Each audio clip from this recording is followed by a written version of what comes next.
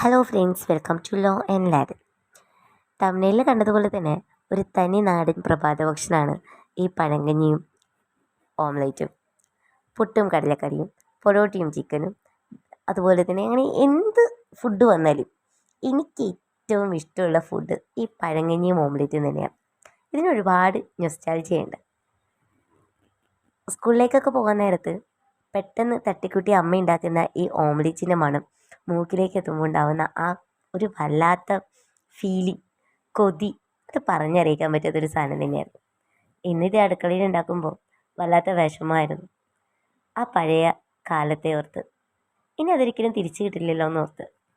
അതുപോലെ തന്നെ വലിയൊരു കൊതിയായിരുന്നു അമ്മ ഞങ്ങൾക്കാർക്കും തരാതെ കഴിക്കുന്ന ഈ വെള്ളച്ചോറും അതിലേക്ക് കുറച്ച് തൈരും പച്ചമുളകും ചെറിയുള്ളിയും എല്ലാം ഇട്ടിട്ട് അമ്മ കഴിക്കുന്നത് കാണുമ്പോഴും. തൊണ്ടവേദന വരും, പനി വരും എന്ന് വെച്ചിട്ട് ഒരിക്കലും ഞങ്ങൾക്ക് തരാത്ത ഫുഡായിരുന്നു ഈ വെള്ളച്ചോറ്.